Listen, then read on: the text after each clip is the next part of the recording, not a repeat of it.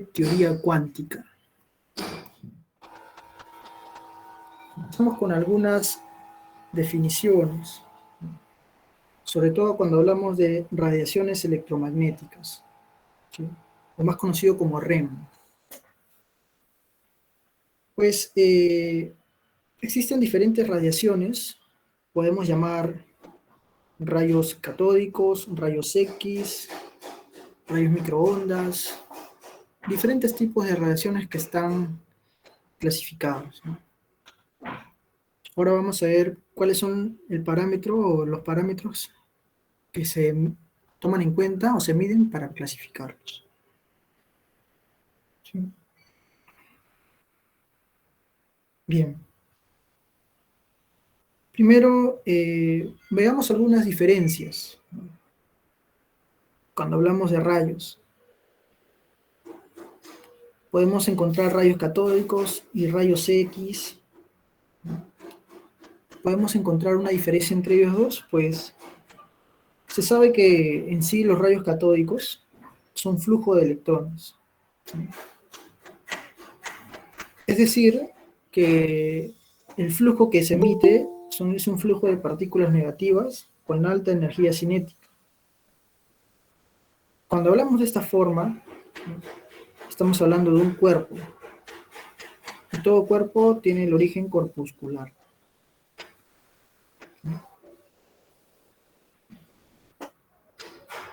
Cuando hablamos sobre rayos X,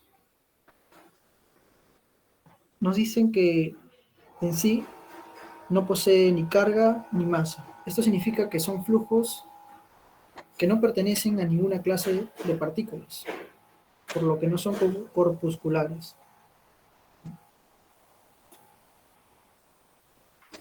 Entonces, más o menos vamos viendo ciertas diferencias cuando es de naturaleza corpuscular y cuando no es de naturaleza corpuscular. Sabemos que existen flujos de electrones, sabemos que no existen flujos de electrones, ¿no? En radiaciones energéticas o electromagnéticas.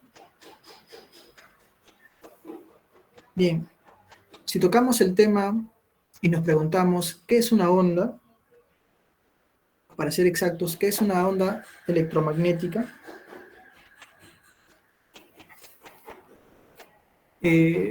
nos podemos a pensar y decimos, pues una onda, yo he visto una onda en el mar, por ejemplo, ¿no? Cuando veo a un surfista flotando, ¿no? Vemos que le gusta correr las olas, ¿ves? Las olas tienen formas de onda, pero existen diferentes tipos de ondas, ¿no? Tenemos las ondas longitudinales y las ondas transversales.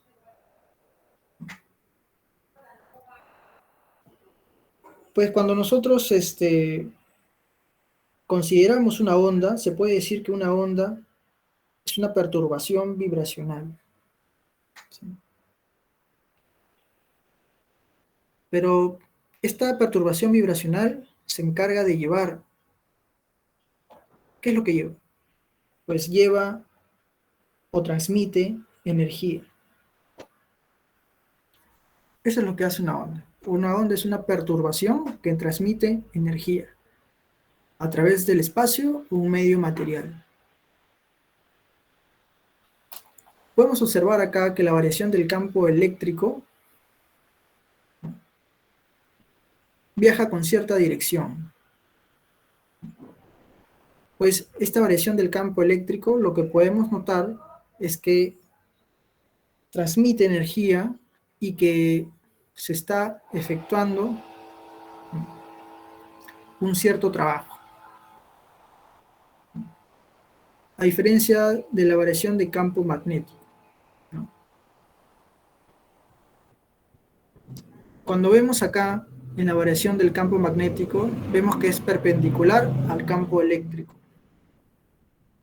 Nosotros sabemos que el trabajo es fuerza por distancia por el coseno del ángulo. Cuando nosotros tenemos la variación de 90 grados, pues el coseno del ángulo se hace cero, ¿no? El coseno de 90 es cero. Por eso que no hay una interferencia del trabajo en la variación del campo. Se va a mantener constante. Cuando hablamos de características de la radiación electromagnética, pues nosotros nos centramos en lo que es constante. Dentro de esta variación y transmitancia de energía, podemos decir que lo que es constante es la velocidad de la luz.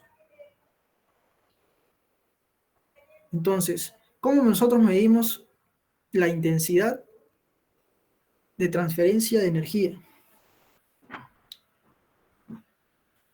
Debe haber alguna proporcionalidad, pues esta proporcionalidad fue brindada por la velocidad de la luz, en el cual era medida por la frecuencia y por la longitud de onda. Entonces, si nosotros prestamos atención, vemos que desde la cresta de la primera onda, desde la cresta hasta la segunda cresta, hay una cierta distancia. Esta distancia se conoce como longitud de onda. Pero también sabemos algo, que desde el origen de esta recta, se podría decir, ¿no?, hasta el punto más alto de la cresta, tiene otro nombre. Se llama amplitud. Ahora, entonces, si nosotros sabemos que la distancia entre crestas es la longitud de onda, entonces, ¿qué vendría a ser la frecuencia? Pues la frecuencia vendría a ser el número de ondas que transita en un determinado ciclo, o en un determinado periodo, llamémoslo así. Porque sabemos que el periodo es el tiempo que demora en cumplir un ciclo. Esa es la definición de periodo. Y la frecuencia es el número de ondas, estamos tocando el tema de ondas, ¿no?, es el número de ondas que transcurren en ese determinado tiempo, en ese determinado periodo. ¿Sí?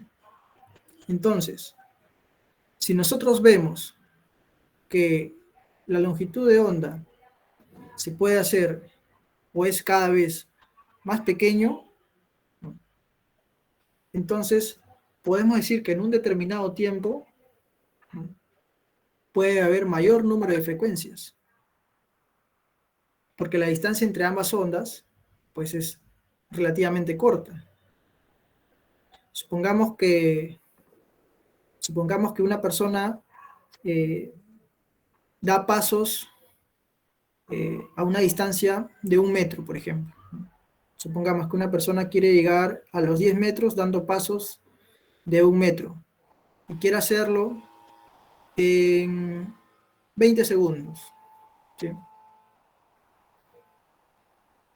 Entonces la persona va a dar pasos de 1 metro, tendría que dar aproximadamente 20 pasos, ¿no? Supongámoslo así, 20 pasos.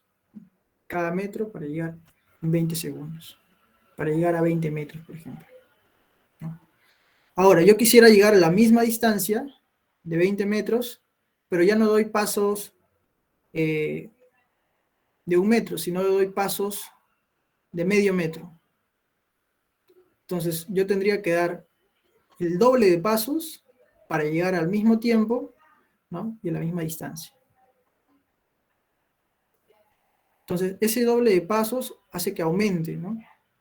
Es lo mismo en la onda. Yo aumento la frecuencia para poder cumplir el ciclo, ¿no?, para poder cumplir el tiempo. Entonces, si la longitud de onda es menor, o sea, los pasos cada vez son más reducidos, el número de frecuencias o el número de pasos tiene que ser mayor. Entonces, acá vamos a ver una proporción indirecta, ¿no? Vamos a ver, pues, que la frecuencia es indirectamente proporcional con la longitud de onda, ¿no?, o inversamente proporcional como lo conocen, como lo conoce la mayoría. Vale. Una explicación a mejor detalle es verlo en este cuadro sobre el espectro electromagnético. La energía que viaja a través de la onda, vemos que se va reduciendo en distancia, entre picos. Se va reduciendo en distancia entre picos. Entonces, vemos que a menor es la distancia, la frecuencia es mayor. ¿Qué quiere decir que la frecuencia sea mayor? Pues que la energía va a ser mayor. Miren, acá nosotros vemos que el radio de longitud de onda es 10 a la 3. Es una frecuencia que si lo vemos o lo comparamos en la vida cotidiana, está relacionado con edificios, microondas con humanos, que es algo soportable. Infrarrojo y visibles, ¿no? Acá está lo que nosotros pues observamos y percibimos con nuestros sentidos. Luego está la luz ultravioleta, los rayos X y los rayos gamma, que son pues los rayos más poderosos que existen en la actualidad. ¿Dónde encontramos los rayos gamma? Pues lo encontramos en la energía solar, en el Sol. El Sol tiene 3 tipos de rayos, alfa, beta y gamma. Uno de los causantes del envejecimiento es el rayo gamma, porque a pesar que nosotros tenemos la capa de ozono, de cierta manera se filtra el rayo gamma y son los causantes de que pues, nosotros a través de los años empezamos a envejecer.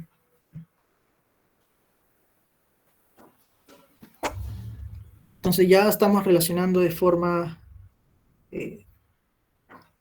conceptual y aplicativa también.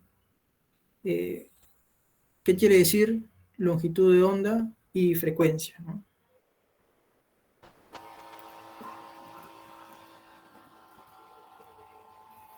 Bien. Acá vamos a tener un pequeño cuadro de los colores que se emiten en una radiación, dependiendo de la longitud de onda.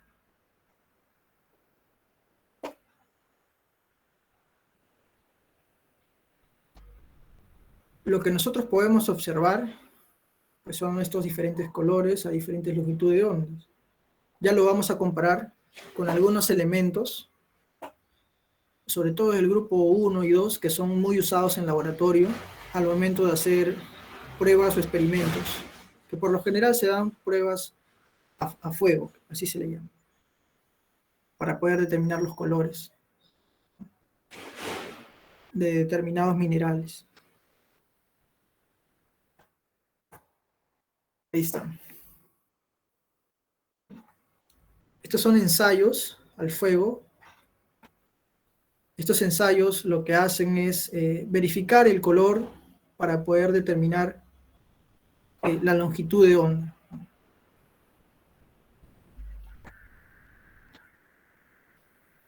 Este cuadrito va a estar relacionado con cada elemento y si vemos, pues la mayoría de estos elementos pertenecen al grupo 1, grupo 2, por ahí, algunos del grupo B, que por lo general son metales.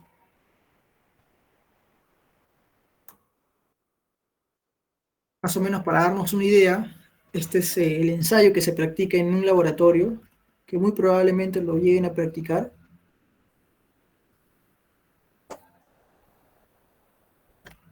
Acá podemos ver los distintos colores que adquieren. Mire, el litio coge un color rojo fuerte. Si vemos acá, ¿ves? Un rojo intenso. Quiere decir que tiene una intensidad alta, ¿no? Y una longitud de onda de 671 nanómetros.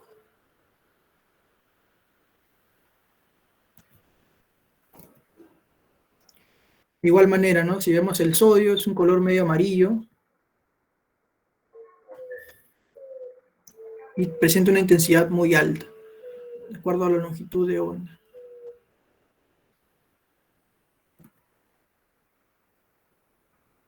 Y si podemos notar acá, vemos que mientras aumenta la longitud de onda, en algunos casos, ¿no? Por ejemplo, ¿no? Si queremos darle una relación, aumenta la longitud de onda, la intensidad baja. Bueno, acá es 400, por ejemplo, para el potasio. Y acá, por ejemplo, aumenta un poco para el índigo, eh, aumenta un poco la longitud de onda y la intensidad llega a ser media.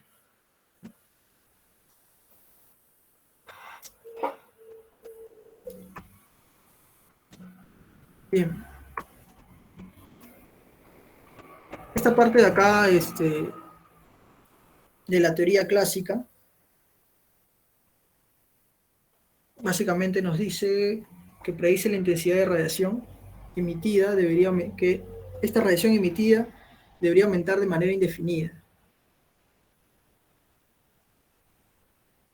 Que dice pues que si en algún momento el átomo empieza a perder energía, ¿no? El electrón empieza a perder energía, pues se va a ir acercando, el electrón se va a ir acercando hacia el átomo, ¿no? Porque está cediendo energía.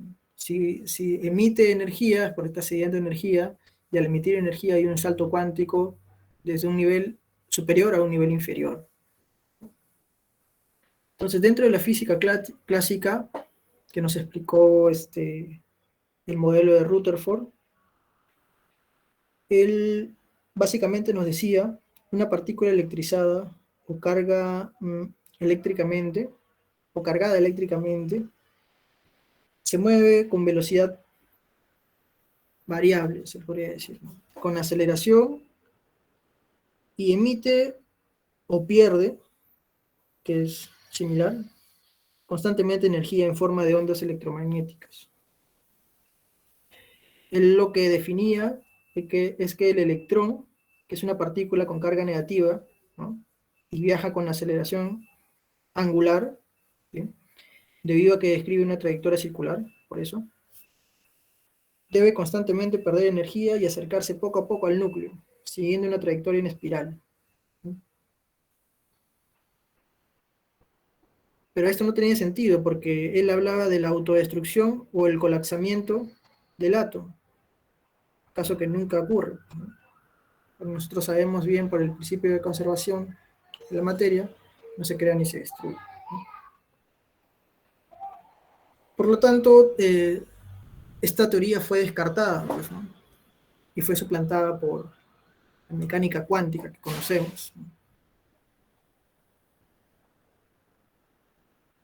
Entonces, Max Planck planteó que la energía como materia era discontinua. Él nos dice en su postulado que la energía de un cuanto de radiación, esa es la unidad de la luz o de la energía eh, electromagnética, es proporcional a la frecuencia de la radiación. Cuanto más alta es la frecuencia, mayor es la energía. Uh-huh. Justo lo que habíamos visto al comienzo, pues a mayor frecuencia era mayor energía, entonces la longitud de onda era menor.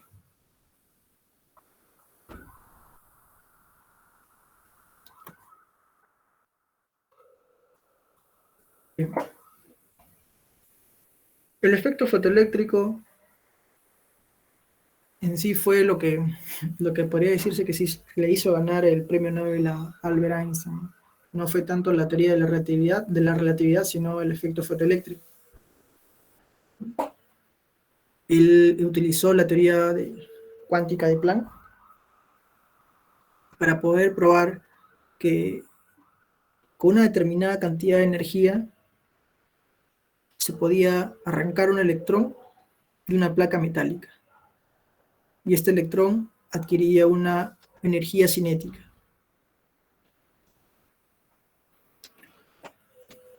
Para poder entender mejor, bueno, acá he puesto un videito. Acá he puesto un videito para poder entender mejor.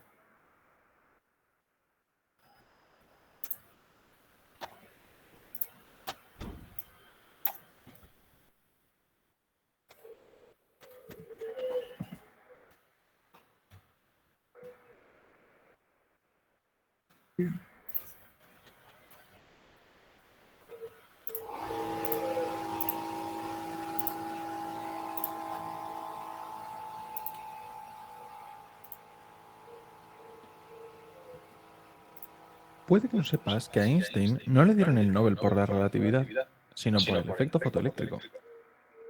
Todo el mundo se hace la pregunta obvia. ¿Qué es la relatividad? Así que vamos a cambiar la pregunta. ¿Sabes qué es el efecto fotoeléctrico? La explicación breve y sencilla es más o menos así. La luz choca con un material y el material genera electrones. Cuando digo luz, no me refiero a la luz visible necesariamente. También la luz ultravioleta, los rayos X. De hecho, con estos el efecto ocurre mejor, aunque no vamos a adelantar cosas aún. Pero, ¿por qué hay electrones que salen del material al recibir la luz? Bueno, para responder hay que explicar primero qué es la luz.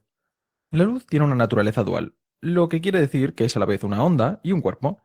El cuerpo es lo que conocemos como fotones y llevan con ellos una cantidad de energía. Como estarás imaginando, es esta energía la que hace que los electrones salgan. Pero, ¿cómo? Bueno, el átomo está formado por el núcleo, que tiene protones y neutrones. Y por otra parte, están los electrones, que se sitúan alrededor del núcleo. Los electrones se colocan en capas de distintas energías, de manera que cuanta más energía tienen, más arriba están. Si tienen más energía que la última capa en la que pueden estar, se escapan. Pues ahí está la clave. El fotón choca con el electrón, y si hay suficiente energía, el electrón sale. ¿Qué pasa con el fotón? Pues que se queda con la energía sobrante y rebota. Quizá te has preguntado si los fotones van más rápido cuando tienen más energía o qué. Pues no. En realidad, los fotones siempre viajan a la misma velocidad. Es lo que llamamos la constante c o la velocidad de la luz. Concretamente, la velocidad de la luz en el vacío. Lo que ocurre es lo siguiente. ¿Recuerdas que la luz era una onda? Vale. Pues las ondas tienen una serie de parámetros que las caracterizan, que son la amplitud, la longitud de onda, la velocidad y la frecuencia. La amplitud es la altura de los picos, la longitud de onda es la distancia entre dos picos, la velocidad es el espacio que recorre por segundo y la frecuencia el número de picos que pasan por un punto en un segundo. Como puedes ver, estos tres últimos parámetros están muy relacionados entre sí. De hecho, lo están a través de esta fórmula. En la luz, que tenemos una velocidad constante, podemos ver que la frecuencia y la longitud de onda dependen la una de la otra. Y te estarás preguntando, ¿dónde está la energía? Pues aquí. De Broglie demostró que la energía y la frecuencia estaban relacionadas a través de la constante de Planck, que es increíblemente pequeña. Muy, muy pequeña. En conclusión, la energía está relacionada con la frecuencia. Y por tanto, en la luz visible, al color, siendo el rojo el menos energético y el violeta el más energético. Es por esto que nos quemamos con la luz ultravioleta y no con la infrarroja. Esta frase nos devuelve al principio. Los rayos X tienen una frecuencia muy alta o una longitud de onda muy pequeña. Esto los hace muy energéticos. Y es lo que llamamos radiación ionizante. ¿Y qué es ionizar? Sacar de un átomo uno de sus electrones. ¿Te suena? Efectivamente, es el principio del efecto fotoeléctrico. Después de haber cedido energía, lo que pasa es que el fotón sale con un color distinto, de menor energía. Evidentemente, todo esto tiene una justificación matemática brutal detrás, ya que fue el motivo para dar un premio Nobel. Más o menos. Si quieres saber más sobre cómo acabó siendo el motivo de un Nobel, puedes escuchar también mi podcast sobre este tema, que puedes encontrar en la descripción. Y gracias por verme.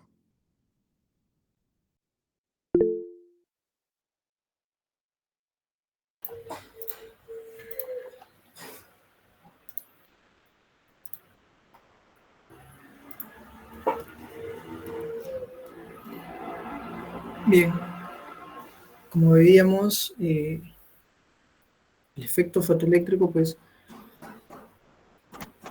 fue una revelación muy importante, sobre todo porque vemos cómo transforma la luz, ¿no? O la radiación, llamémoslo así, radiación, ¿no? Cómo es transformada en electricidad, que es justamente lo que usamos hoy en día, ¿no? Un ejemplo clarísimo, pues, paneles solares, ¿no? Acá el chico del video, claro, el chico del video dijo que la frecuencia estaba relacionada con la energía, claro, ¿no? Y le ponemos otro ejemplo, ¿no? Supongamos un boxeador se prepara, ¿no?, para su pelea, ¿no? El boxeador todos los días sale a correr, ¿no?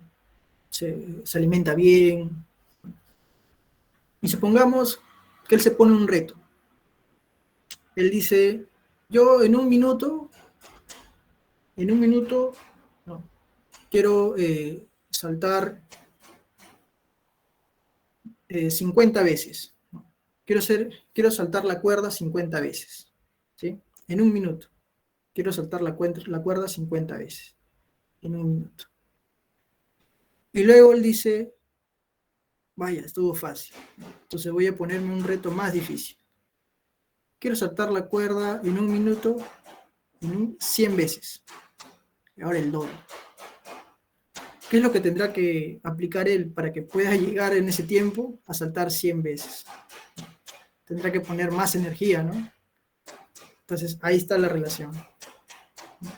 El boxeador va a tener que aplicar mayor energía para poder saltar más veces en un mismo tiempo, ¿no? Lo vemos necesariamente en la vida cotidiana, ¿no?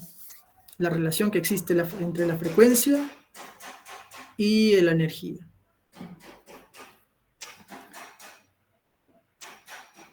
Bueno, este va a ser un pequeño ejemplo. Voy a mostrar para más o menos ir viendo sobre estos temas, ¿no? El efecto fotoeléctrico, cómo aplicar. Antes de resolver este problema, me olvidé mostrarles acá estas formulitas que vemos acá. Vemos que dice el símbolo matemático, no me acuerdo ahorita, creo que es phi, sí, phi sub 0, ¿no? ¿Qué significa phi sub 0? Porque tenemos acá energía del fotón, va a ser igual a energía cinética más phi sub 0. Este phi sub 0 representa al trabajo, ¿sí? ¿Pero qué trabajo? ¿Por qué ponemos sub 0? Es el trabajo inicial. Es la energía mínima que se requiere para poder arrancar el electrón de la placa metálica. Así es, energía umbral, exacto. Entonces, si este es el trabajo mínimo, el trabajo umbral, esta frecuencia vendría a ser la frecuencia umbral, ¿no?, multiplicado por la constante de Planck, ¿no? Entonces, de esta manera va a estar dada la ecuación del efecto fotoeléctrico. La energía del fotón va a ser igual a la energía cinética. ¿Por qué? Porque vemos que ocurre un desplazamiento. Este desplazamiento está dado por la energía cinética, ¿no?, más la energía mínima. Esta es la energía que aplicó, la energía mínima del fotón, que aplicó para poder desplazar el electrón de la placa metálica. ¿Sí? Ahora sí. Dicho esto, pues vamos al problemita. Nos habla de un láser de rubí, que fue uno de los primeros conocidos. Nos dice, se emite a 649.3 nanómetros de longitud de onda.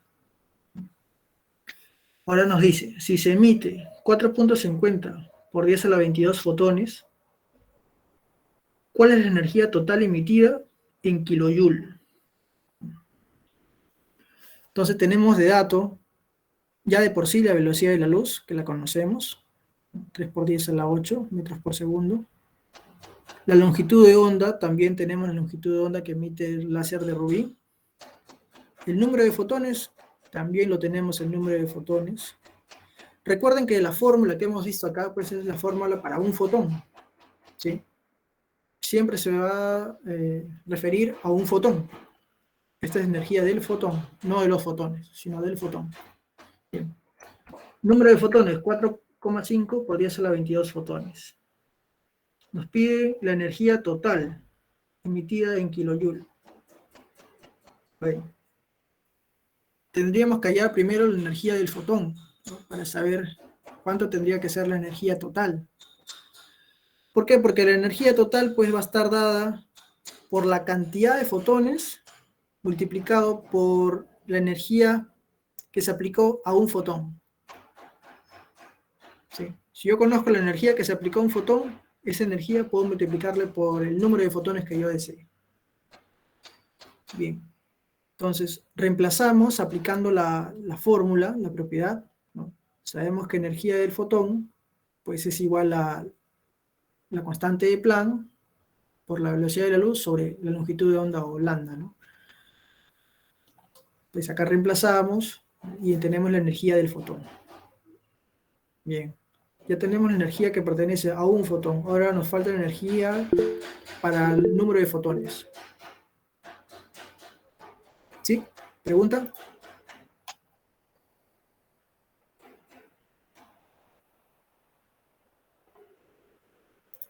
¿Alguien quería preguntar o me pareció?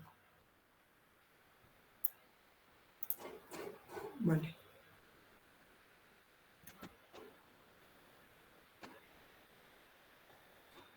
¿Altura? No es constante de Planck. Ah, ya, H es constante de Planck. Ese es un dato que de por sí ya es una constante. ¿Sí? Al igual que la velocidad de la luz, es una constante. La constante de Planck es 6,62 o 63 por 10 a la menos 34. Ujú. Sí, ese H es constante de Planck. No sé si lo puse acá, me olvidé ponerlo. Más adelante creo que lo pongo. Bien, reemplazamos la constante de Planck por la velocidad de la luz sobre la longitud de onda. Sabemos que en la constante de Planck tiene unidades Joule por segundo. Una vez que tenemos la energía del fotón, de un solo fotón, ahora vamos a obtener la energía total, que sería el número de fotones por la energía de un solo fotón. Entonces vamos a reemplazar 4,50 por 10 a la 22 fotones, el número por la cantidad de energía de un fotón. Se van fotón con fotón, las unidades se van, y me queda Joule. Me piden kilojoule, pues lo multiplico por 10 a la menos 3, ¿no? Que equivale a un Joule. Y me saldría pues esta respuesta, ¿no? 13,77 kilojoule. De esta forma, ya sabemos que la fórmula está dada para un solo fotón. Entonces ahí hay que tener cuidado de no confundirnos cuando nos den de dato el número de fotones. Bien. Acá vamos a ver un problemita. Lo voy a dejar para que ustedes puedan avanzarlo, pueden ir desarrollándolo. ¿Sí? Voy a dar un tiempo prudencial para que puedan desarrollarlo de acuerdo a lo que hemos visto.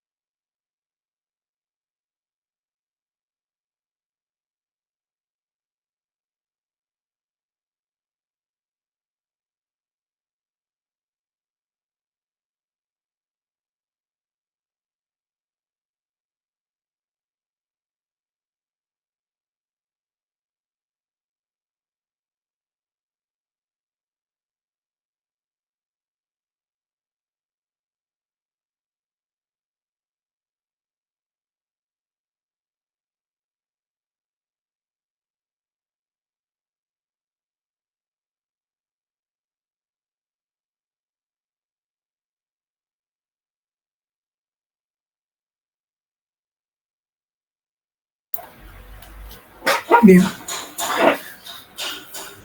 seguimos, chicos. ¿Alguien le salió el ejercicio?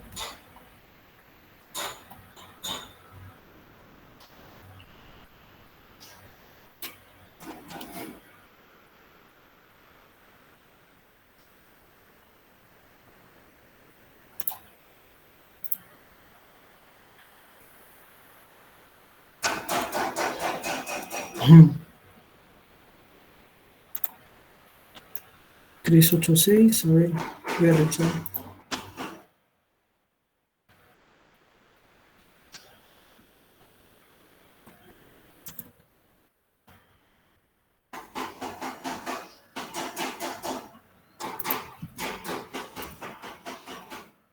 Ujú. Sí, 386 sale.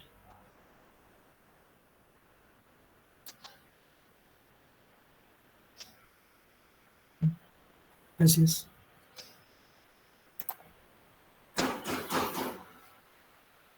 Bien. Vamos con los datos que nos dan. Nos dice, si se necesitan 310 kilojoules sobre mol, o sea, se necesita que una mol tenga 310 kilojoules de energía para que pueda ocurrir la reacción.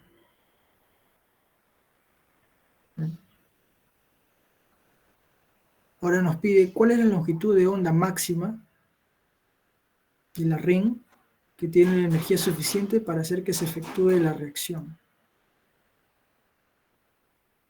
Entonces, para que sea máxima, la frecuencia debe ser mínima, ¿sí?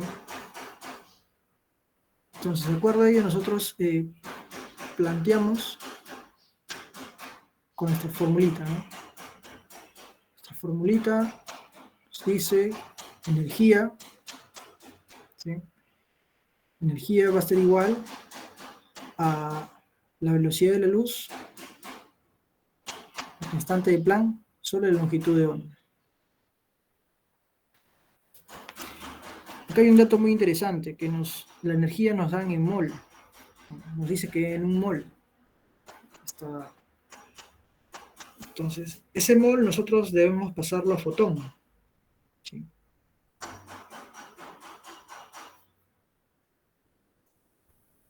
Entonces, nosotros sabemos por equivalencia que un mol es igual a un Na, o a un número de Avogadros, que eso es igual a 6.023 por 10 a la 23 fotones. Puedes ponerle las unidades que desees. Puede ser moléculas, puede ser átomos, fotones. Pero en este caso, como estamos hablando de fotones, bueno, será fotones, ¿sí? Por conveniencia. Bien, entonces nosotros tenemos la energía, que es 310 kilojoules sobre mol, va a ser igual a la velocidad de la luz por la constante de Planck por la cantidad de fotones sobre mol, ¿no? El mol lo ponemos abajo por conveniencia para que se vaya con el mol de la energía, ¿no? Y el fotón también se va a ir con fotón. Entonces nosotros simplemente lo que vamos a hacer es reemplazar y de esta forma vamos a tener las unidades de nanómetros, ¿no? Que representan a la longitud de onda. ¿Dónde estaba la clave para este ejercicio? Pues aplicar este dato, ¿no? Que el número de Avogadros es igual a 6 por 10 a la 23 fotones. Eso es igual a un mol.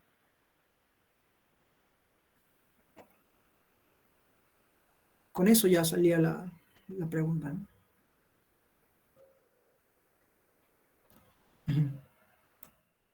Bien. Vamos a entrar a teoría de Bohr del átomo de hidrógeno. Según la teoría cuántica de Planck, que hemos visto hace un momento, la absorción y emisión de energía, ¿sí?, tiene lugar en forma de fotones o cuantos. Eso es lo que nos decía Max Planck. Ahora, la teoría de Bohr, o Bohr directamente, usó la misma idea de Planck y la aplicó al átomo. ¿Qué quiere decir? Que él consideró el proceso de emisión o de absorción para la radiación de un átomo, ¿no? Y también aplicaba la condición de que se da de forma discontinua, mediante los cuantos, ¿no? Estos cuantos se generaban por saltos eléctricos. Como vemos acá en la imagen, pues vemos niveles, y estos niveles vemos que ciertos electrones, de acuerdo a la energía, ¿no?, están en diferentes niveles, ¿no? Si un electrón va de un nivel hacia otro nivel, se le conoce como salto cuántico. O también se conoce como estado cuantizado de energía, ¿sí?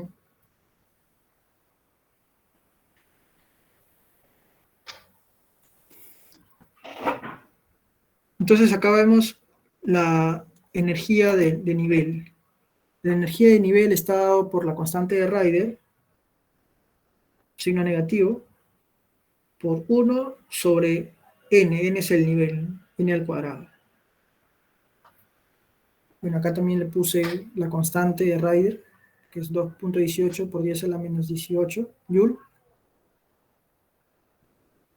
Y existen diferentes transiciones de luz, ¿no?, aplicables al átomo de hidrógeno, que fue lo que desarrolló Niels Bohr.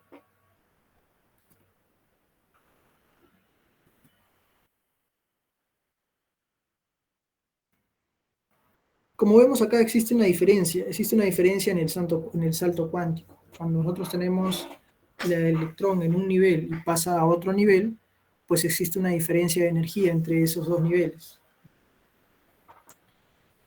Por eso puse, normalmente el electrón en un átomo de hidrógeno se encuentra en la órbita más próxima al núcleo. Se le conoce como estado basal, cuando está en un estado próximo. Nos dice que esta es la energía permitida más baja, o el estado fundamental o el estado basal. Cuando el electrón adquiere un cuanto de energía, pasa a un nivel más alto. ¿Por qué? Porque está absorbiendo energía. Cuando ocurre absorción de energía, es que el electrón da un salto cuántico.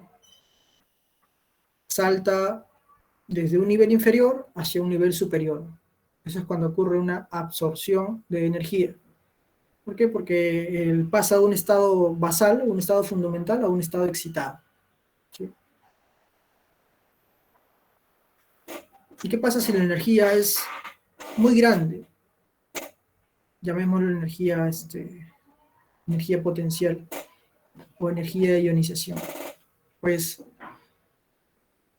esta energía se encarga de separar el electrón del átomo. Va a llegar un momento donde el electrón va a hacer un salto cuántico tan grande que se va a salir de la órbita del átomo. En ese momento se dice que el electrón ha sido ionizado, ¿sí? Entonces, ¿qué es ionización? Pues la ionización vendría a ser la separación del electrón del átomo, ¿sí? Y justo vemos acá, ¿no?, cuando el electrón cae desde una órbita de número alto a una más baja, se emite, hay una emisión. ¿Qué quiere decir emisión? Pues que está perdiendo energía el átomo. Se emite una cantidad determinada de energía, que es la diferencia entre la energía de los dos niveles, ¿sí?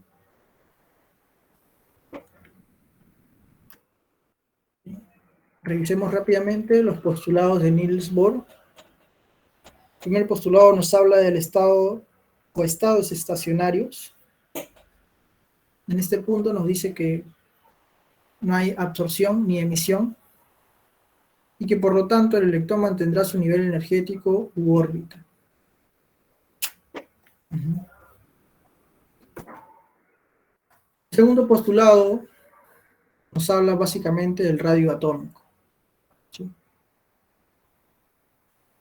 Son las órbitas o niveles permitidos. Este es el radio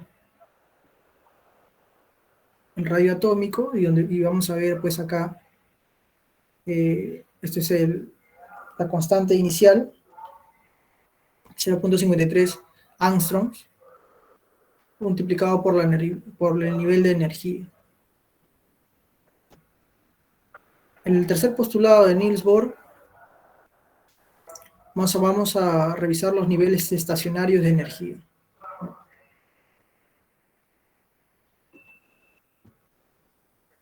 Vemos acá que cuando ocurre una absorción, pues los niveles de energía van aumentando.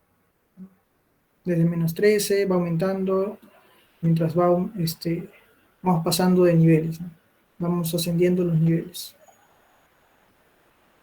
Y esta energía de primer nivel, hablando necesariamente del átomo de hidrógeno, estamos entrando en el átomo de hidrógeno, pues está ya determinado, ¿no? Por -13,6 electrovoltios. Lo pongo así tal cual porque es una energía que está en los libros y está pues constante en ese nivel. El cuarto postulado de Niels Bohr nos habla sobre la emisión y absorción de energía. Como ya lo habíamos visto, pues va a depender de la emisión o absorción del salto cuántico, ¿no? Puede ser un salto de mayor a menor, ¿no? Si en ese caso se emite energía, o puede ser de menor a mayor si se absorbe energía.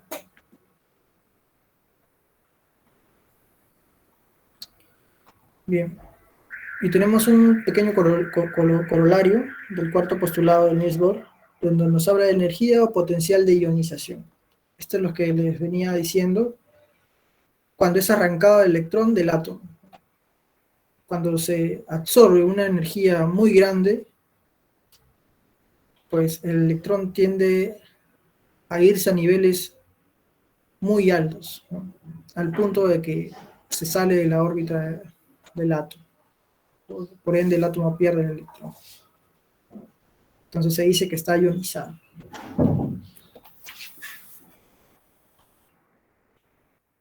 Acá podemos ver un poco de las series espectrales. Si vemos una emisión de energía, por ejemplo, que pasa de un nivel 2 a un nivel 1, pues el nivel 1 va a estar en un estado ya, llamémosle calmado, fundamental, básico, ¿no? Ya no va a estar excitado. Entonces, en este punto, en el nivel 1 se conoce como la serie de Lyman, ¿sí? Y en el nivel 2, pues se conoce como la serie de Balmer. Cada uno a diferentes longitudes de onda.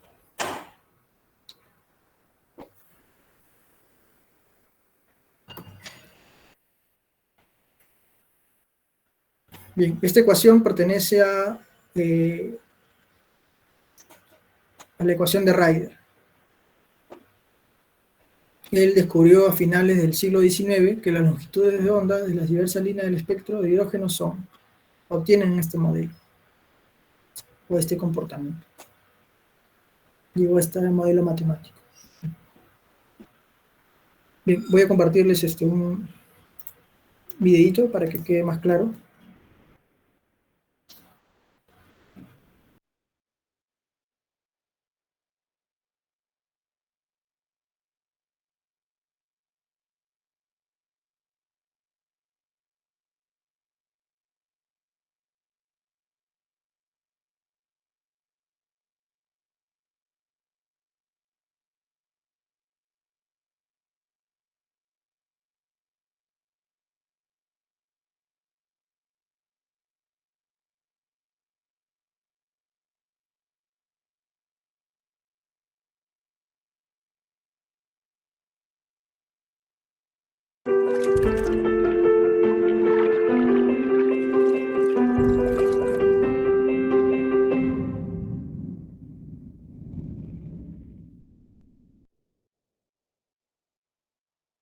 el átomo de Bohr. En 1913, el físico danés Niels Bohr aplicó la hipótesis cuántica de Planck al modelo atómico, postulando lo siguiente. 1. El electrón se mueve en órbitas circulares alrededor del núcleo con un movimiento clásico. 2. El electrón solo tiene un conjunto de órbitas permitidas o estados estacionarios. Mientras un electrón permanece en una órbita, su energía será constante. Los estados estacionarios se alcanzan cuando la propiedad del momento angular toma determinados valores. El momento angular será igual a n por la constante de Planck dividido entre 2pi, donde n toma valores naturales, 1, 2, 3. Estos números enteros darán lugar a los números cuánticos. 3. Un electrón puede cambiarse de una órbita permitida a otra, generando una absorción o emisión de paquetes discretos de energía, llamados cuantos. Esta teoría predice la energía del electrón en las órbitas permitidas del átomo de hidrógeno, cuya energía será igual a menos R dividido entre n cuadrado, donde R es una constante que vale 2,179 por 10 a la menos 18 julios. Cuando un electrón recibe energía, la absorbe y pasa a un estado excitado, saltando a una órbita de nivel superior. De forma espontánea, este electrón puede volver a su estado fundamental, volviendo a su órbita de origen y emitiendo así una cantidad de energía en forma de luz, que coincide con la diferencia energética entre esos dos niveles. Cuando el electrón cae de las órbitas de número más alto a la órbita n1, emite energía en forma de luz ultravioleta y produce la serie espectral de Lyman. Sin embargo, cuando las transiciones son hasta nivel n2, generan la serie espectral de Balmer. La teoría de Bohr nos permite comprender los espectros de emisión de los átomos y, lo que es más importante, abre un camino a las técnicas espectroscópicas, técnicas que se utilizan ampliamente en el estudio estructural de las moléculas. De forma análoga al experimento de la refracción de la luz, si se hace pasar una luz blanca a través de una muestra de átomos en su estado fundamental y después se hace pasar esa luz por un prisma, se observará un espectro con las frecuencias de luz a las que absorben los átomos de la muestra. A esto se le denomina espectroscopía de absorción. Si excitamos la muestra hasta que los átomos pasen a un estado excitado y se hace pasar la radiación de la emisión que producen al volver al estado fundamental por un prisma, se obtiene un espectro de emisión atómica. A esto se le denomina espectroscopía de emisión. Limitaciones del modelo de Bohr. La teoría de Bohr, aunque supuso un salto cuántico, es decir, mezcló la física clásica con la cuántica, tenía errores graves. No podía explicar los espectros de emisión de los átomos e iones con más de un electrón, ni tampoco el efecto de los campos magnéticos sobre dichos espectros. Además, las órbitas circulares no tenían cabida en la mecánica cuántica. De todas formas, no podemos menospreciar la contribución de Bohr al desarrollo de la estructura atómica. Y nada más. ¿Qué te ha parecido el vídeo? ¿Conocías los secretos del modelo de Bohr?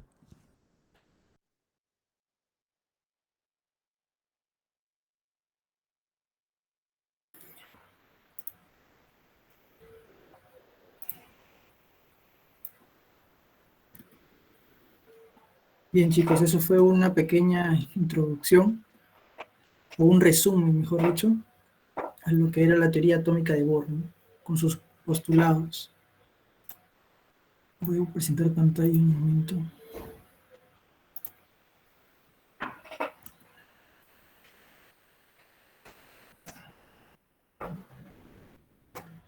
Bien, veamos la mecánica cuántica y vamos a hablar de dos personajes muy importantes.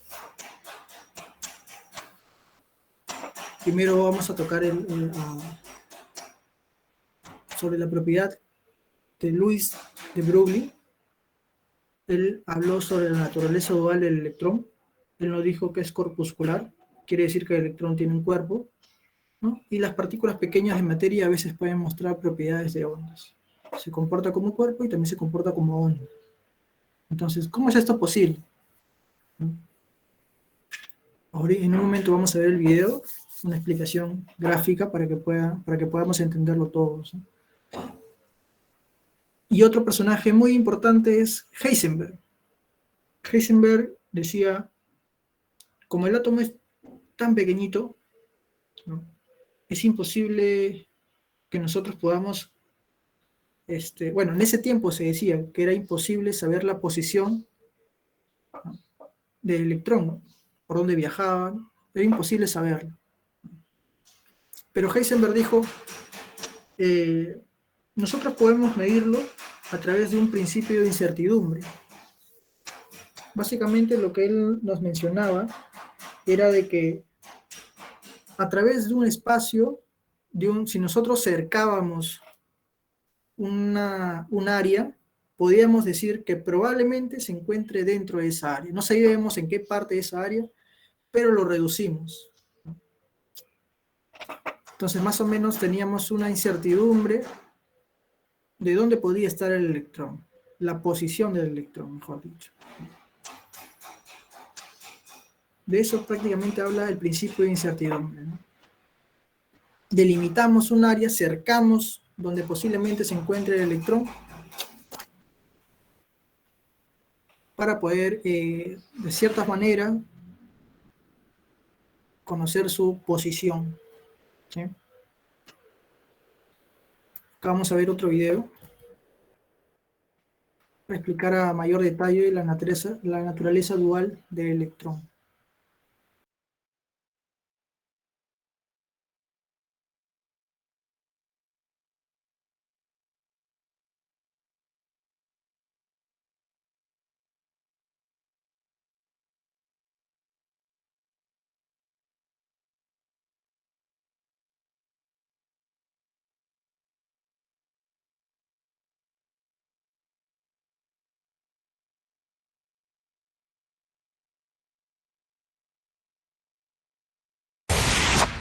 Y aquí tenemos al padre de todos los misterios cuánticos, el experimento de la doble ranura, que tiene muy mala fama. Para entender este experimento, primero tenemos que ver cómo actúan las partículas o las bolitas de masa.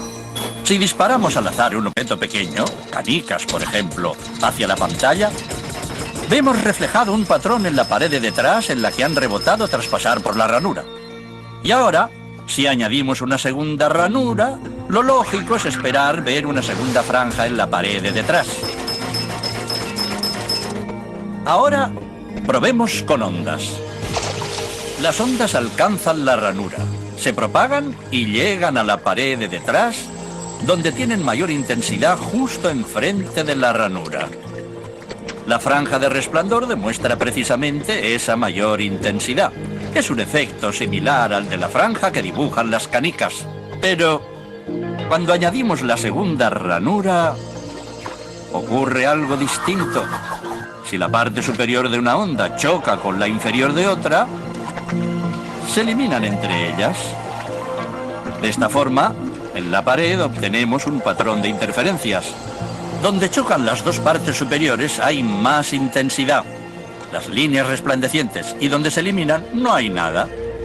Así pues, cuando lanzamos algo, es decir, materia, a través de dos ranuras, obtenemos esto, dos franjas de golpes. Pero con ondas, el resultado es un patrón de interferencias con muchas franjas. Muy bien, de momento. Vamos a ponernos cuánticos. Un electrón es un pedacito minúsculo de materia, como una canica diminuta. Lancemos una ráfaga a través de una ranura. Se comportan como las canicas, solo una franja. Si lanzamos estos pedacitos minúsculos a través de dos ranuras, tendrían que dibujarse, como en el caso de las canicas, dos franjas. ¿Qué? Un patrón de interferencias. Hemos lanzado electrones, pedacitos de materia. Pero aparece un patrón como con las ondas, no como con las canicas. ¿Cómo? ¿Cómo pueden trozos de materia generar un patrón de interferencias como una onda? No tiene sentido. Pero los físicos son muy inteligentes y pensaron, quizá las bolitas rebotan unas contra otras y crean ese dibujo. Y decidieron lanzar los electrones de uno en uno. Así no podían afectarse unos a otros. Pero estuvieron así una hora y vieron aparecer el mismo patrón de interferencias. No podemos ignorar la conclusión. Cada electrón sale como partícula. Se convierte en una onda de posibilidades, pasa por las dos ranuras e interfiere consigo mismo hasta que golpea la pared como partícula. Pero matemáticamente es aún más curioso. Pasa por las dos ranuras y por ninguna. Pasa por una y por la otra. Todas estas posibilidades están superpuestas las unas con las otras. El experimento desconcertó muchísimo a los físicos, tanto que decidieron mirar con atención para decidir por qué ranura pasaba en realidad el electrón. Pusieron un dispositivo de medición junto a la pantalla de las dos ranuras para ver por cuál pasaba y lanzaron el electrón. Pero el mundo cuántico es mucho más misterioso de lo que podían haberse imaginado. Cuando miraron, el electrón volvió a comportarse como una canica pequeña. Dibujó un patrón de dos franjas, no un patrón de interferencias. La misma acción de medir u observar por qué ranura pasaba conllevó que solo pasara por una, no por las dos.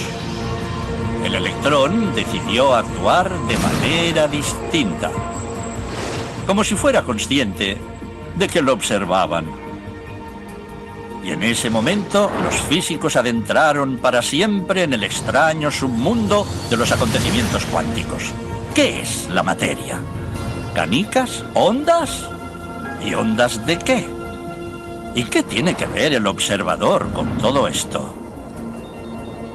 El observador destruyó la función de onda con solo mirar.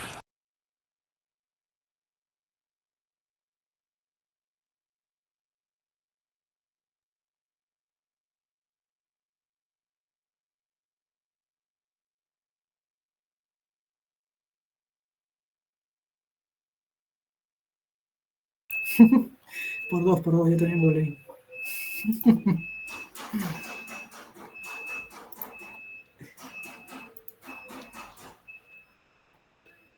Interesante, ¿no? No podemos predecir a ciencia cierta el comportamiento del electrón, ¿no? Claro, yo solo sé que nada es exacto. Así estamos.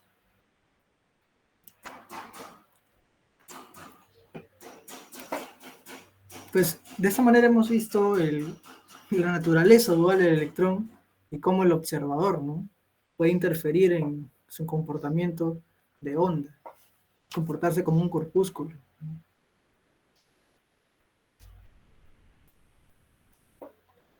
Al menos tenemos una noción de la dualidad que nos habló de Broglie, ¿sí? Y el principio de incertidumbre pues es encerrar en una posición, ¿no? Un ejemplo de principio de incertidumbre, para que podamos ponerlo, ¿no?, para poder entenderlo mejor. Un orbital. Un orbital es un área que encierra al electrón, ¿sí? Cuando nosotros vemos enlaces, por ejemplo, ¿no?, enlaces, conocemos diferentes tipos de enlaces: enlace iónico, covalente, metálico, etcétera, etcétera. Y nos hablan de los orbitales, ¿no? Entonces, un orbital, para ponerle contexto con el principio de incertidumbre, un orbital pues vendría a ser un área que delimita al electrón. Nosotros no sabemos en qué punto fijo de esa área está el electrón, pero podemos predecir que el electrón se encuentra dentro de esa área. ¿Sí? ¿Cómo logramos eso? Pues por el principio de incertidumbre. Ese fue el gran aporte de Heisenberg, Werner Heisenberg. Bien, acá vamos a ver otro problemita. Esto lo voy a explicar, luego ya voy a dejar problemitas para que vayan resolviendo. Vamos a ver, dice las líneas espectrales de la serie de Lyman y Balmer. Acuérdense que Lyman era el nivel 1, ¿cierto? Y Balmer era a partir del nivel 2. Dice, no se traslapan.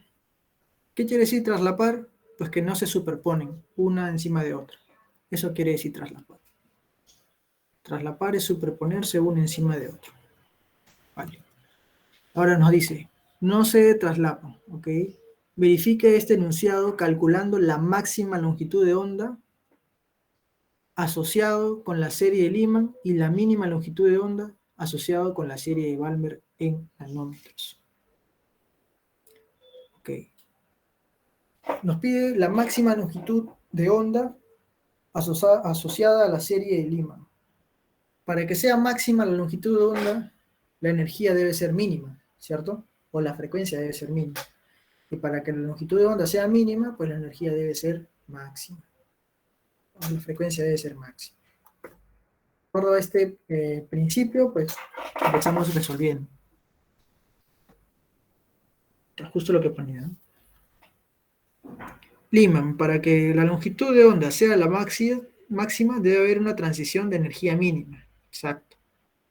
Entonces, si hablamos de una transición de energía mínima, a lo máximo que puede aspirar es a que llegue del nivel 1, porque sabemos que Lyman está en el nivel 1, a lo máximo que puede llegar es un nivel 2. ¿Sí? Entonces, de acuerdo a esto, nosotros podemos plantear el problema, ¿no? Aplicamos la fórmula de Ryder, formulita de Ryder, y calculamos de acuerdo a los niveles, ¿no? Si nos pide mínimo, pues sería de nivel 1 a nivel 2, como máximo. No puede aspirar a más, por la energía que tiene. Entonces, reemplazamos y pues ya tenemos la longitud máxima para la serie de Lyman. Ahora nos pide la longitud mínima para Balmer. Entonces, acá el concepto es la inversa, ¿no? Si pasa de un nivel 2, pues ya no pasaría a un nivel máximo, ya que la energía es grande. Como es tan grande la energía máxima, va a llegar un momento donde se ioniza, pues, y el electrón se arrancaba del átomo. Entonces, por eso pongo el nivel infinito.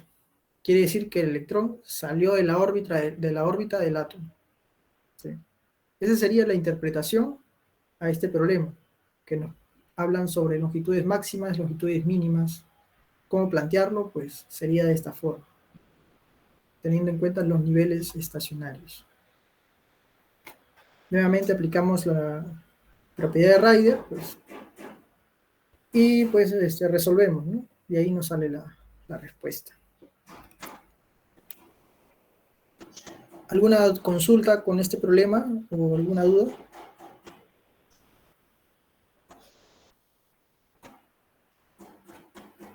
¿Se entendió el problema?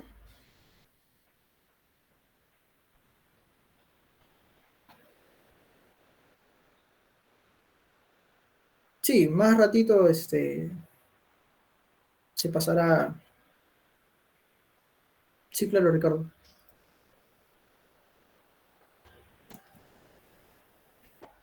Nos hablan de las líneas espectrales de las series de Lyman y de Balmer. Nos dicen que estas series no se traslapan, ¿no? Quiere decir que ninguna de estas dos se superponen a la otra. sea que no hay una interferencia entre ambas. Ahora nos dice, verifique este enunciado calculando la máxima longitud de onda asociada con la serie de Lyman. Ok, ya está acá. Para que sea máxima la longitud de onda, quiere decir que se ha emitido una energía mínima.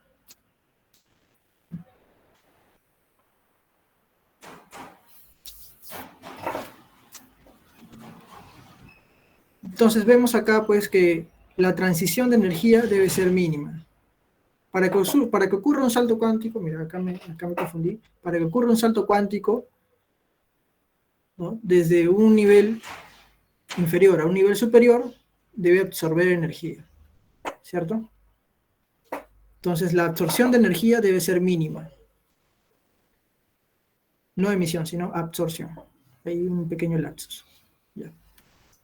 Entonces, para que la energía sea mínima, pues nosotros debemos interpretarlo. ¿Qué es a lo máximo que puede aspirar el electrón? A que dé un salto hacia un próximo nivel. Si está en la serie de Lyman, entonces nos está diciendo que el nivel basal o el nivel fundamental, ¿no?, es 1. Lo máximo que puede aspirar es al nivel 2, porque la energía es mínima, ¿sí? No puede a más. Eso es a lo máximo que puede aspirar. Entonces, si yo ya conozco los niveles, puedo aplicar mi propiedad, ¿no? Puedo aplicar la formulita de Ryder, que es la más rápida para poder resolver este tipo de problemas de series espectrales. Cuando nos habla de series espectrales, pues se aplica por lo general Ryder, la propiedad de Ryder, que es esta formulita de acá. Bien, ya conocemos la longitud máxima para la serie de Lyman. Ahora, para la serie de Balmer, el estado fundamental, o el estado basal, es cuando n es igual a 2, ¿no?, o está en el nivel 2. Para que sea mínima la longitud de onda, la frecuencia o la energía debe ser máxima. Entonces, si yo digo que es máxima, quiere decir que la energía es muy, pero muy grande. Porque no me están delimitando cuánto puede ser, simplemente máxima. Entonces, si yo estoy diciendo que la energía es máxima, va a llegar un momento donde el electrón se va a salir del orbital del átomo. Entonces en ese momento ya está ionizado, ¿no?, porque ha perdido un electrón el átomo. Entonces pasa de un estado 2 hasta un estado infinito. Luego aplico la formulita de Ryder, que es para series espectrales, y pues obtengo la longitud mínima, ¿no?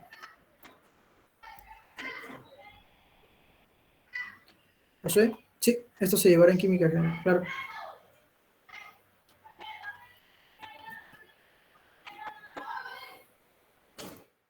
Bien, acá tengo otro problemita para que ustedes lo resuelvan.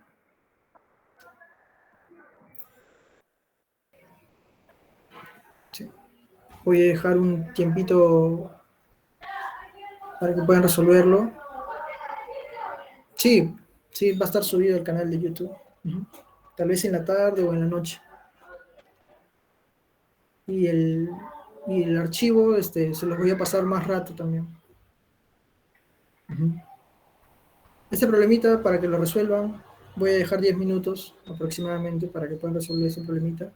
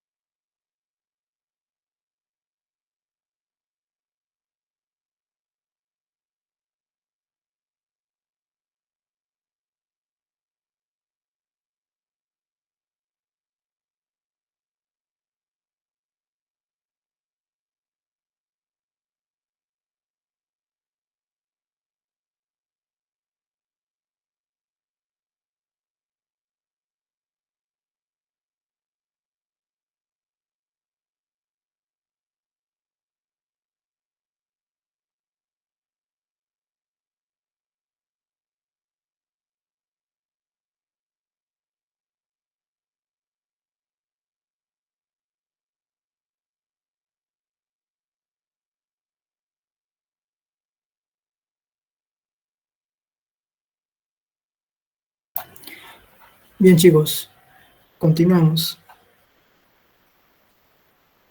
A ver.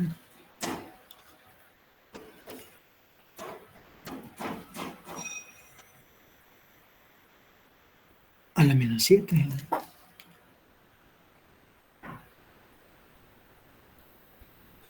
A ver. Pero, ¿qué unidades?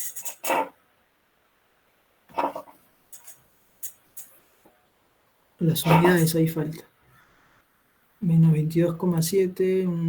No, la longitud de onda no puede ser negativo.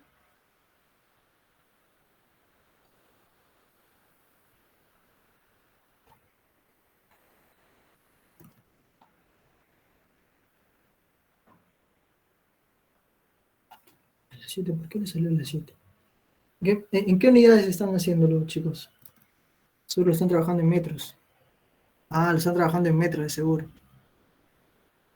Vale, vale. Por lo general, las unidades de longitud de onda...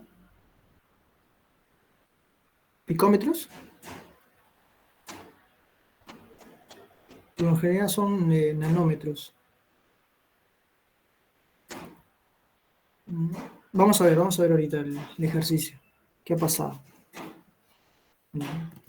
Me sale a mí otra respuesta, tal vez yo me equivoco. Vamos a ver.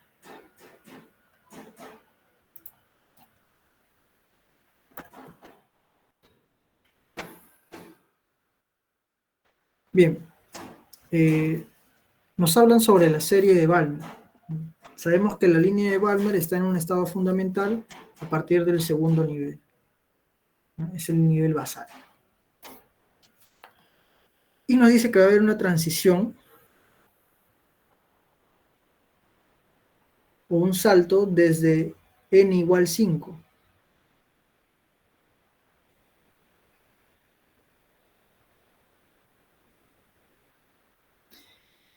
¿Qué quiere decir? Que si nos dice que parte desde n igual 5 hasta la serie de Balmer, que es n igual 2, quiere decir que está emitiendo energía, ¿no? Está perdiendo energía. Entonces, acá, nosotros ponemos la fórmula o la propiedad, ya sea de Rider, y decimos, pues, quien está más lejano sería el 5, el más cercano pues es el 2, o el estado fundamental, como se conoce.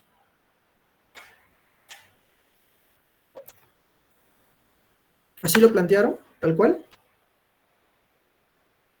Pero yo me he confundido en multiplicar.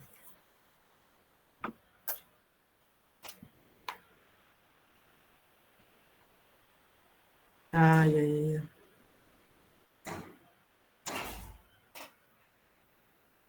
Ah, vale.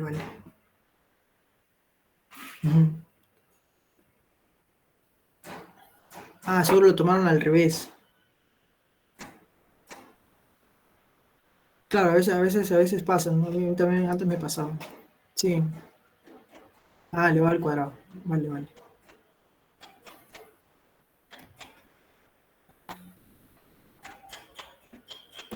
Ujú. Entonces vemos que Rider es 1,1.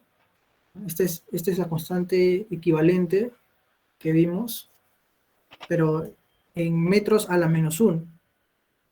Metros a la -1, pues sabemos que es 1 entre metros, ¿no? Por eso es 1,1 por 10 a la 7 metros a la -1, o 1 entre metros. Entonces, bueno, solo nos queda operar. Recordemos pues que si no nos dan de dato la unidad de longitud de onda, pues por lo general para series espectrales se usan nanómetros. ¿Sí? Nanómetros, que es 10 a la -9.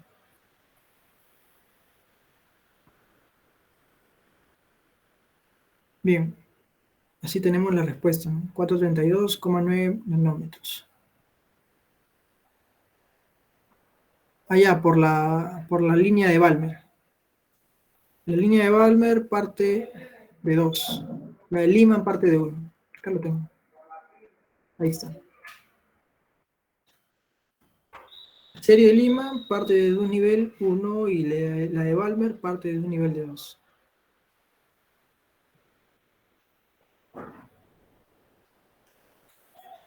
Es por eso.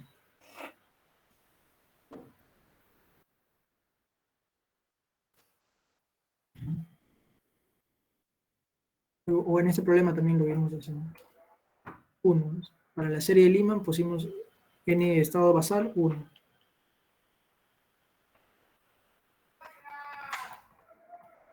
Bien, vamos a ver ahora este problemita que nos dice en la serie de Lyman del espectro del hidrógeno. Ahora nos está hablando de serie de Lyman. Ojo. El nivel es 1 para la serie de Lyman. Dice, calcule las líneas de esa serie de longitud mínima y longitud máxima en nanómetros. ¿Cuál es el valor de n que corresponde a la línea espectral igual a 95 nanómetros? Y en C nos dice, ¿hay alguna línea a 108,5 nanómetros? Justifique su respuesta. Vamos a revisar, pues.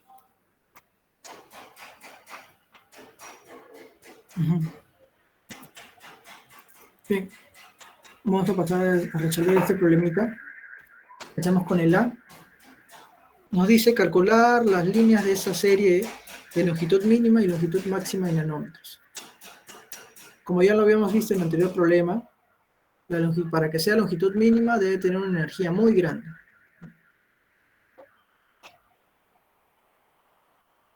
Donde va a llevar al electrón del estado basal a un nivel muy grande, ¿no? O prácticamente se va a salir de la órbita del átomo el electrón. Teniendo en cuenta la serie de Lyman, sabemos que el estado basal o el estado fundamental es 1. Y bueno, y el estado donde es muy grande es infinito, ¿no? 1 entre infinito pues es 0.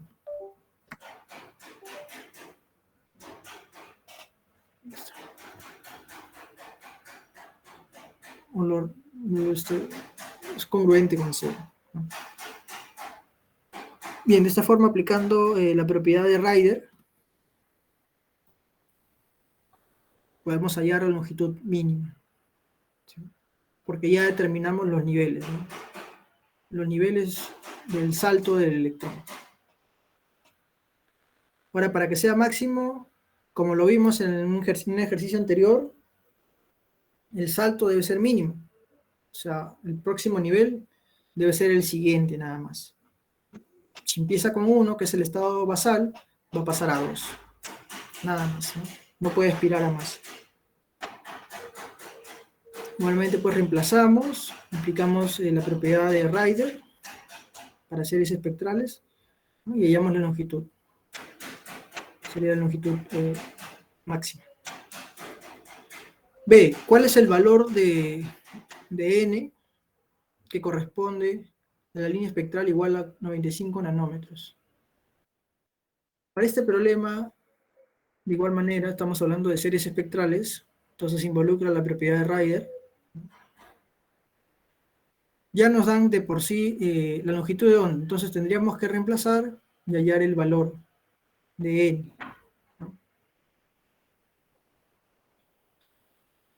¿Cómo hallamos el valor de n? Pues ya conocemos el estado basal, ¿cierto? El estado fundamental, porque nos están hablando de Lyman, es 1. Entonces, reemplazamos la propiedad, reemplazamos la constante de Ryder, la longitud de onda, el nivel basal, y solamente nos quedaría hallar el nivel al cual hizo el salto el electrón. Acá nos sale que es un nivel 5.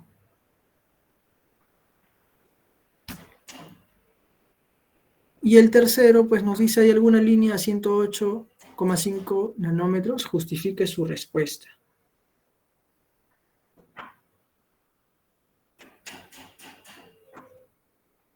Para saber si hay una línea a esa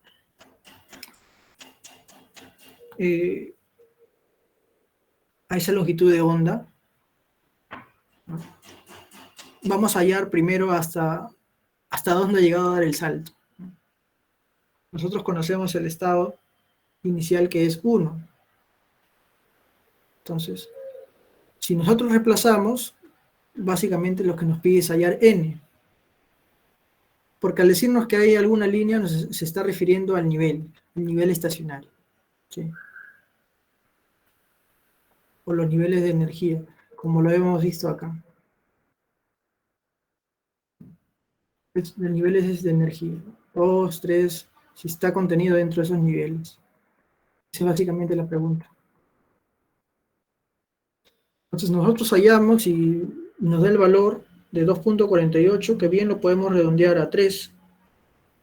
Ahí va a salir 2,5 aproximadamente, lo redondeamos a 3, ¿no? Y podemos decir que sí, pues está dentro de la serie de Lima, ¿no?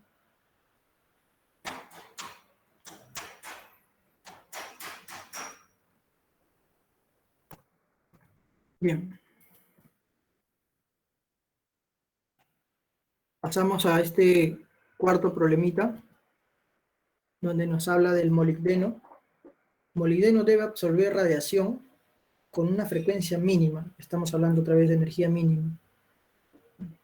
De 1,09 por 10 a la 15 segundos a la menos 1. O hertz, ¿no? También podríamos decirle hertz. Para poder emitir un electrón de su superficie por el efecto fotoeléctrico.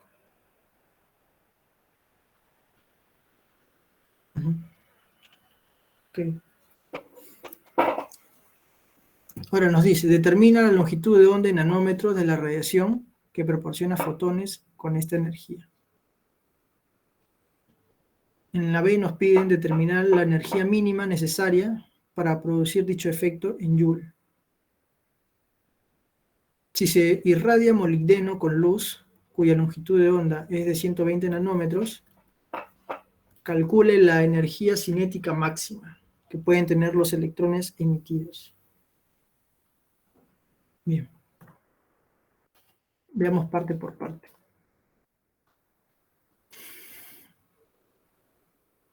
Ahora nos dicen y nos dan de dato la frecuencia umbral, que vendría a ser la frecuencia mínima. Para que en este caso la energía sea mínima, pues vamos a tener una longitud de onda máxima, que se considera en el trabajo.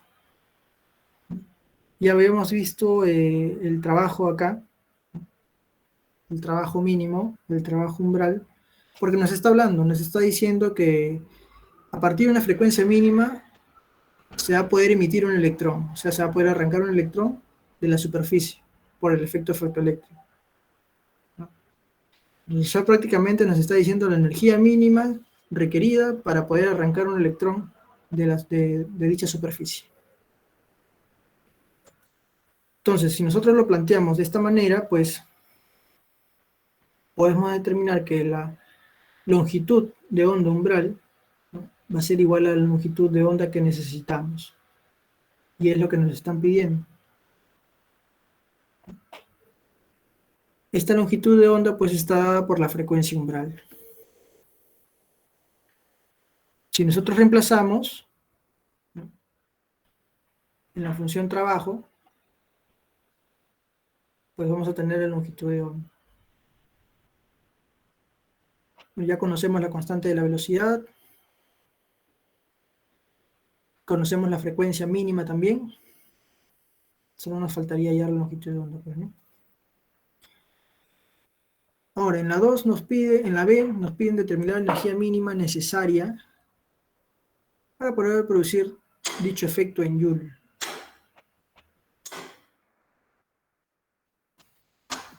Bien, acá en este punto, pues nosotros vemos que la energía mínima se refiere a la función trabajo, ¿no? Ya la habíamos visto y tenemos también la frecuencia umbral. Esa frecuencia ya la tenemos de datos. Entonces, el trabajo, pues nosotros sabemos que es constante de Planck por la frecuencia umbral. ¿Sí? Si nosotros, bueno, reemplazamos, tenemos la frecuencia mínima o la frecuencia umbral, pues hallamos el trabajo. Y este trabajo representa la energía mínima.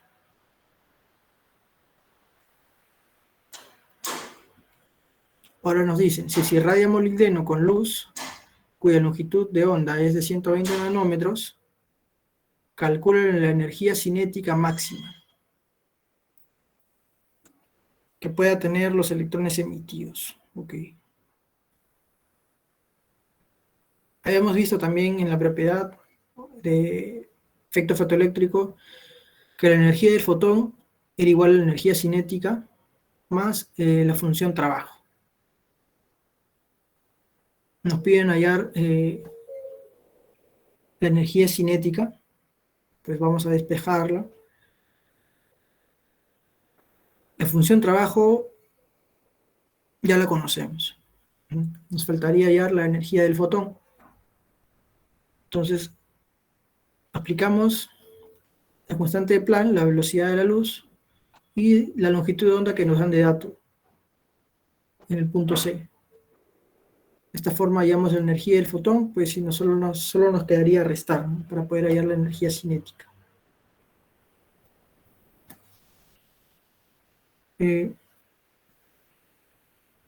Hay que tener cuidado con las definiciones porque vemos acá, ¿no? Frecuencia mínima está aplicada acá, pero acá también podemos aplicarla acá, ¿no? Porque se está refiriendo a lo mismo. Frecuencia mínima, energía mínima. Se refieren a lo mismo, ¿no? Entonces, no nos vayamos a confundir y tal vez pensemos que son otros datos, ¿no? Bueno, estos son algunos libros que recomiendo. Está el Petrucci, el Raymond Chan, y también Introducción a la Química Teórica y Química General. Es de la Universidad de Salamanca. Son 3 libros que recomiendo. Pueden descargárselo, es gratuito. Hasta ahí sería, chicos. Hemos casi llegado a la 1. Exacto, casi exacto. ¿Tienen alguna consulta, alguna duda?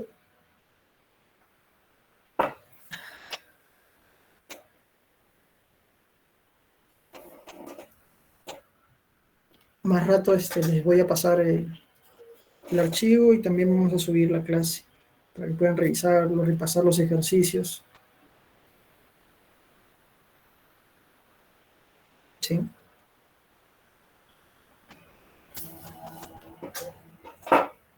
En la tarde le confirmamos, tal vez tengamos que cambiar, eso ya lo vemos después, ¿sí? En la tarde le confirmamos. Bien, chicos, estudien. Bueno, yo ya no voy a poder estar el día jueves, también tienen clase de química, les va a tocar con otro profe, así que también estén presentes, les invito a que estén presentes y que presten atención a la clase, que es bastante importante. Ya para culminar, pues, de mi parte, ¿no? Gracias por su atención, gracias por quedarse hasta prácticamente toda la hora, ¿no? Hasta la 1, ya va a ser la 1. Entonces, pónganle mucho empeño ya a su ciclo y como dijeron esa vez en el ciclo de apertura, no pasen el curso por pasar, ¿sí? Pónganle bastante empeño a los cursos que lo van a requerir, sí o sí, para los siguientes ciclos. Todos los cursos que van a llevar en los primeros ciclos son bases, son las bases que van a necesitar para los próximos ciclos. Entonces, préstenle bastante atención a cada uno. Todos son importantes. Todos tienen una razón de ser.